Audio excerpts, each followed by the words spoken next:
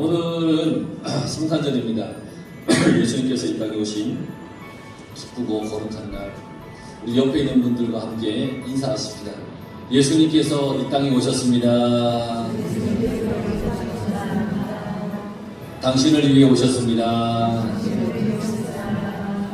할렐루야. 오늘 말씀을 한번 우리가 보면서 예수님의 오심을, 주님의 오심을 한번 우리가 깊이 한번 생각해 봤으면 좋겠어요. 마태복음 1장을 보면 대개 성경을 읽다가 마태복음 1장을 읽다 보면 1장에서 포기하는 사람들이 수두룩합니다. 왜냐하면 누가 누구를 낳고 누가 누구를 낳고 누가 누구를 낳고 1대에서 14대 또 거기서 또 14대 또 14대 뭐 낳고 하다가 그냥 포기하는 경우들이 참 많이 있습니다. 성경을 읽다가 포기하는 두 군데가 있는데, 하나는 레위기를 읽다가 포기하고, 하나는 마태복음 처음 낳고 해서 포기하는 경우가 많은데, 근데 이 장을 보면 이제 예수님의 계보를 쭉 이렇게 설명을 하면서 낳고라고 하는 단어가 참 많이 나와요. 그 예수님의 계보의 처음 시작을 보면 아브라함입니다. 근데 아브라함은 아이를 낳을 수 없는데 아이를 낳았습니다. 또 오늘 본문에 보면 마리아는 아직 결혼은 하지 않았어요. 약혼은 했는데 결혼은 하지 않았어요. 그런데 성령으로 예수님을 잉태했어요. 참 놀라운 일입니다.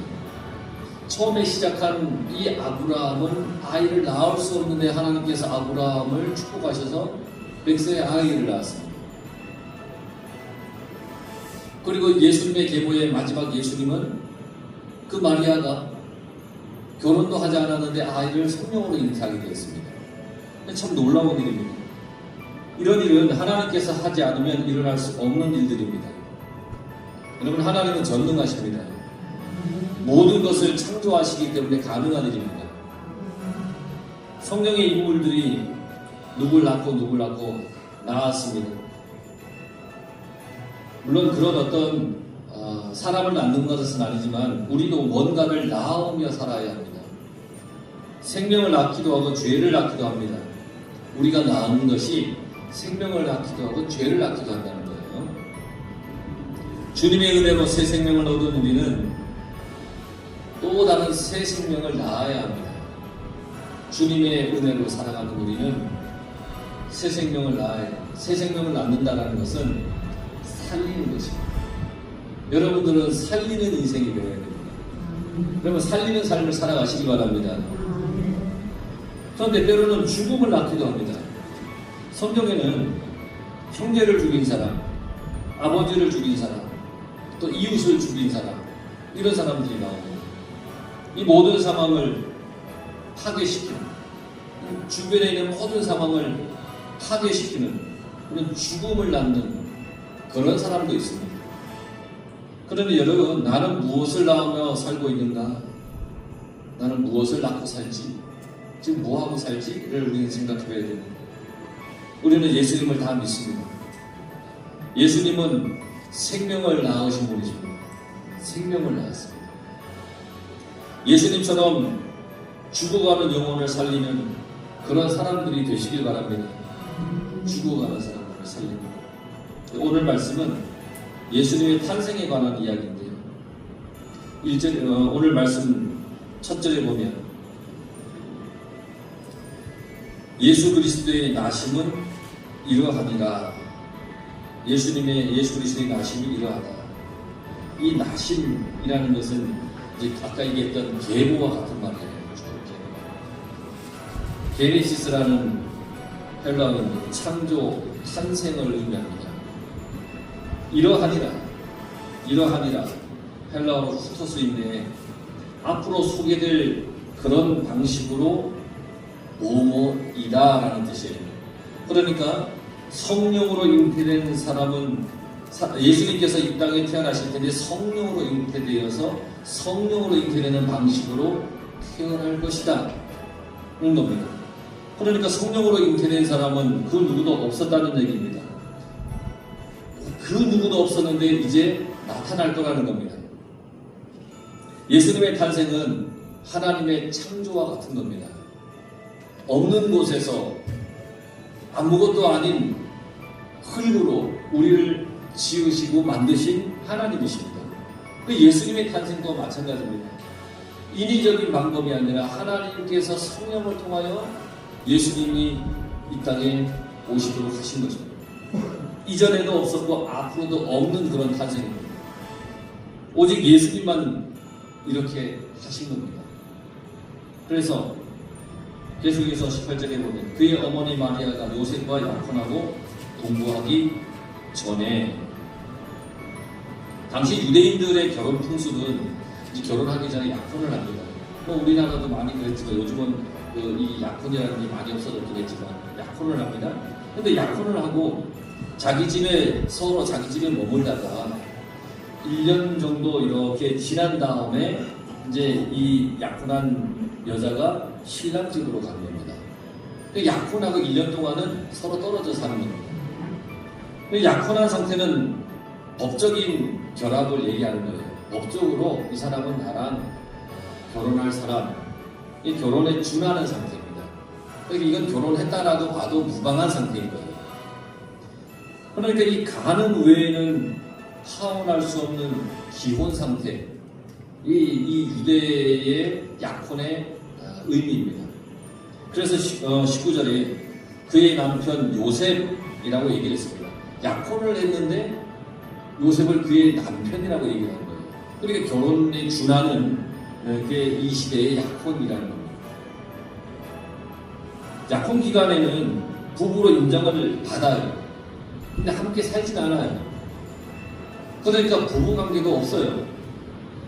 이 약혼 기간에 어떤 관계를 갖지 않는 이 유대인의 관례에 따르면 예수님의 탄생이라는 것은 정말 어리둥절하고 이 당사자들에게는 어리둥절한 그런 일이 아닐 수 없다라는 겁니다. 동거하기 전에 약혼을 했지만 아직 신랑의 집에 가서 동거하기 전이에요. 실제 결혼식을 하지 않았으니까 서로의 어떤 육체의 결합도 없어서 아무것도 없는 상태. 성령으로 잉태된 것이 나타났더니 마리아에게 잉태의 징조가 나타난 거예요. 성령으로 잉태되었다라고 하는 된 것이 나타났다라고 하는 말인데 하나님의 특별한 능력으로 잉태된 거예요. 하나님의 특별한 능력이에요. 하나님의 크신 권능이 성령을 통해서 마리아를 잉태시키는 거예요.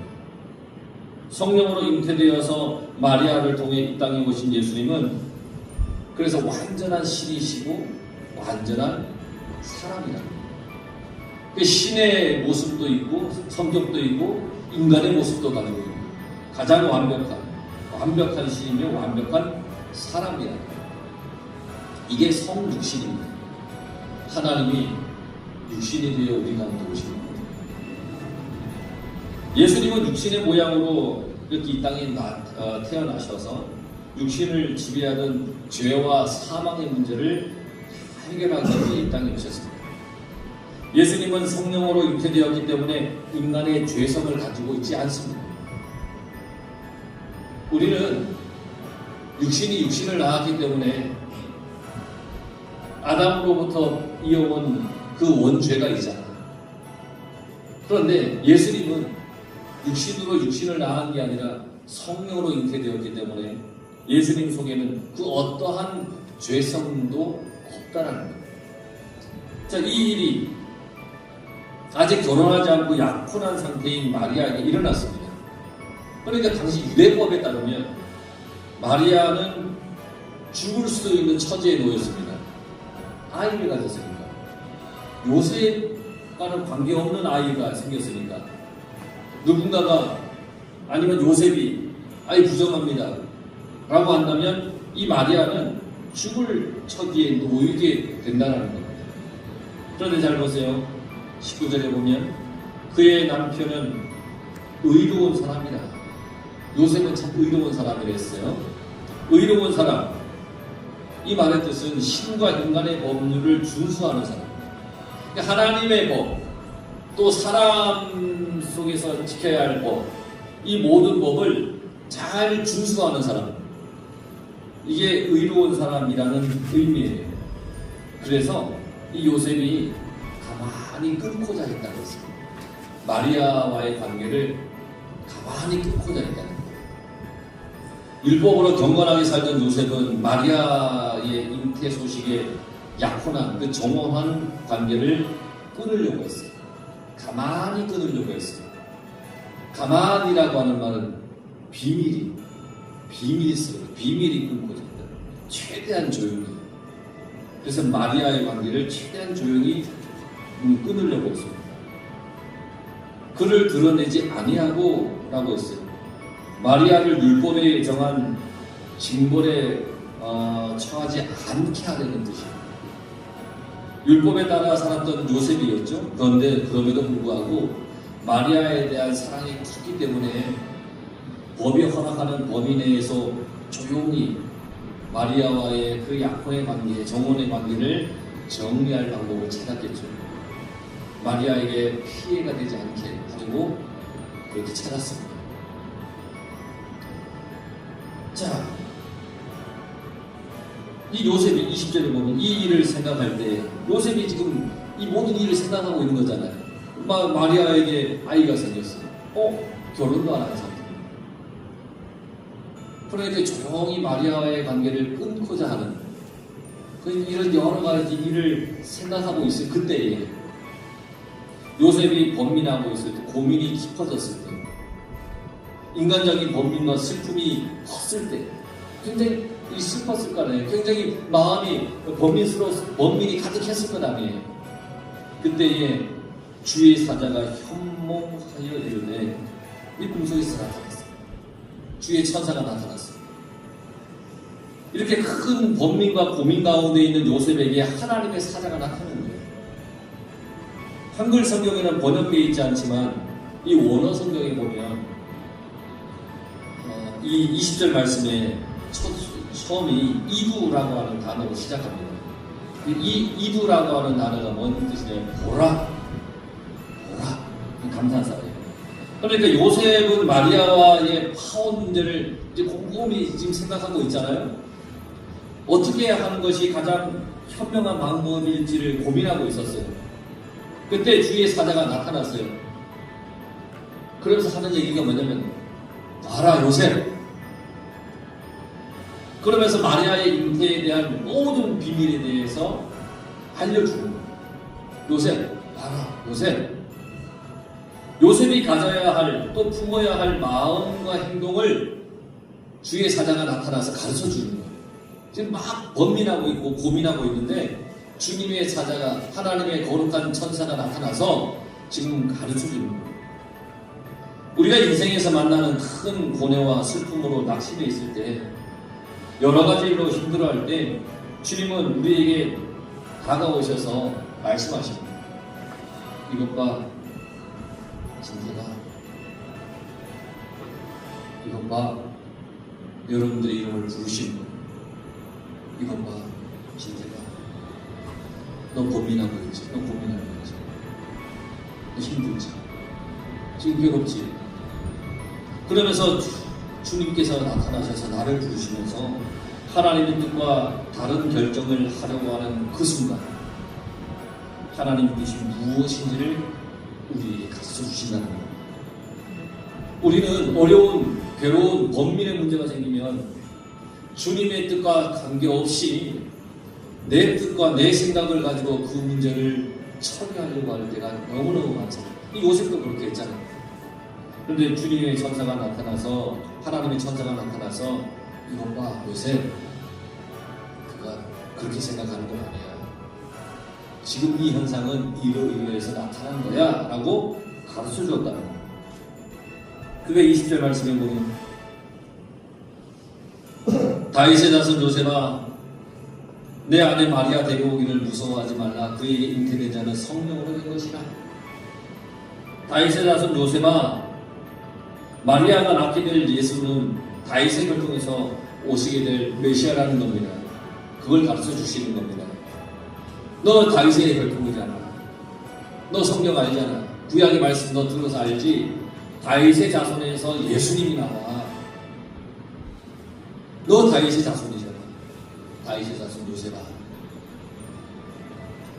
그러니까 마리아와 파혼해서는 안 된다라고 하는 것을 말씀해 주시는 거예요. 너를 통해서, 다윗의 자손인 너를 통해서 예수가 이 땅에 태어나라고 가르쳐 주시는 겁니다. 그래서 무서워하지 마라 라고 말씀하신 겁니다.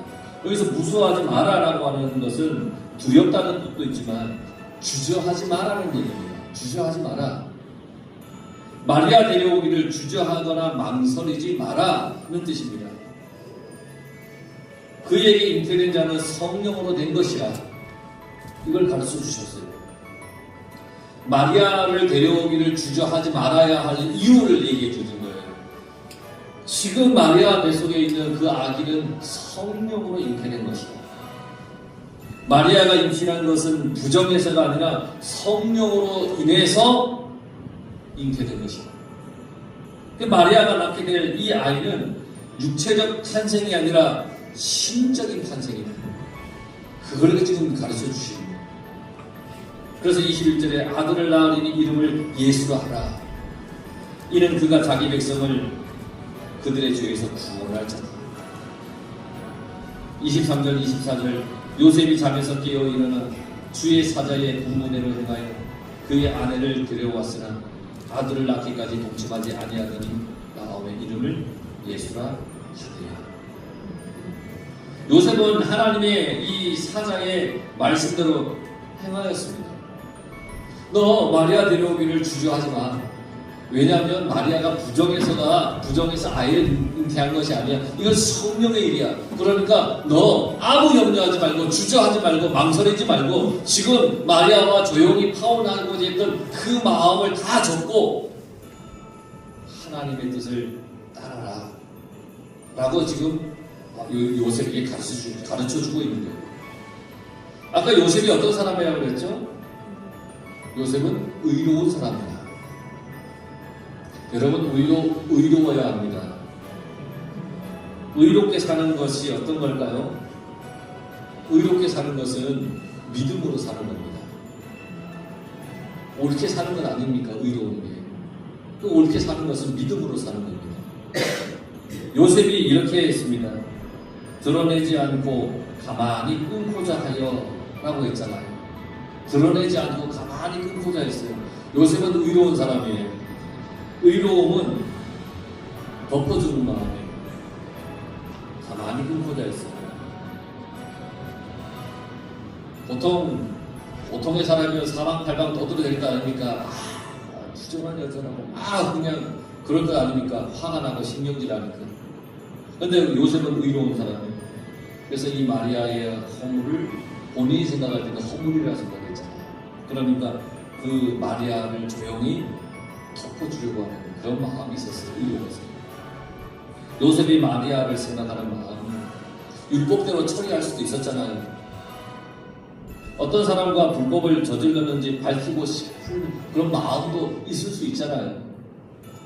당시 사회적으로는 돌로 쳐 죽일 그런 죄였잖아요. 요셉 생각에. 근데 요셉은 그걸 드러내지 않았다는 거예요. 요셉은 마리아를 덮어주고자 했다는 거예요. 의로운 사람은 다른 사람을 대하는 나의 태도입니다. 다른 사람을 대하는 나의 태도. 의로운 사람은 다른 사람의 허물을 드러내거나 들추지 않는다는 겁니다. 왜 요셉은 그러한 사람이었습니다. 그래서 어쩌면 그를 통하여 예수님이 이 땅에 오신 것이 아닌가라는 생각도 많이 해봅니다. 만약에 의롭지 않았다면 어떻게 되었을까? 의로웠기 때문에 하나님께서 요셉을 선택한 것이 아니겠습니까? 또 이 요셉은 이 모든 일에 대해서 생각을 했습니다. 의로움은 생각하고 신중한 태도입니다. 요셉은 깊이 생각했습니다. 행동하기 전에 깊이 생각을 했습니다. 그래서 의로움은 영성입니다. 여러분 의로운 사람으로 살아가고 싶다면 깊이 기도하고 하나님을 향한 깊은 영성을 쌓아 살아가시길 바랍니다. 주의 사자가 요셉에게 나타났습니다. 마리아와의 관계를 끊기로 생각했을 때에 하나님은 그 요셉을 인도하였습니다. 우리는 인간적인 생각과 판단으로 무엇을 결정할 때가 참 많이 있잖아요. 말씀을 보고 말씀을 통해서 아니면 기도하여서 결정하고 생각하는 것보다 내 감정과 기분에 따라 뭔가를 결정하고 판단할 때가 너무너무 많잖아요. 그러나 여러분, 내가 의롭게 살고 싶다면 이 생각하고 많이 기도하시길 바랍니다. 모든 일을 하나님의 도움으로 결정하고 행동하시기 바랍니다. 요셉이 그러했듯이 우리도 그렇게 의로움을 향하여 살아가야 됩니다. 요셉은 잠에서 깨어 일어나 주의 사자의 분부대로 행하였다 그랬습니다. 이게 하나님의 계획이고 하나님의 뜻이구나. 그걸 깨닫는 순간 주님의 사자의 분부대로 행하였다 그랬습니다. 의로운 사람은 순종하는 사람입니다. 아들을 낳아서 이름을 예수라고 지은 것도 순종입니다. 순종이죠. 아들을 낳고 자기가 생각하는 어떤 멋진 이름을 지어줄 수도 있지만 요셉은 순종하였습니다. 예수. 그 마음이 변하지 않았습니다. 우리는 이렇게 하겠다라고 하는 것은 뭔가 좋은 것이 아니면 뭔가를 얻게 되면 마음이 확 바뀔 때도 있습니다. 그래서 하나님의 뜻이 아닌 자기 뜻대로 뭔가를 하려고 할 때도 있습니다. 근데 요셉은 끝까지 주의 사자가 나타나서 하나님의 뜻을 전하였을 때에 아들을 낳으면 이름을 예수라고 해야겠다 라고 마음을 품고 있다가 마리아가 아이를 낳았을 때 이름을 예수라고 그렇게 순종하며 지었다는 것입니다. 예수님은 성령으로 잉태되어서 이 땅에 오셨습니다.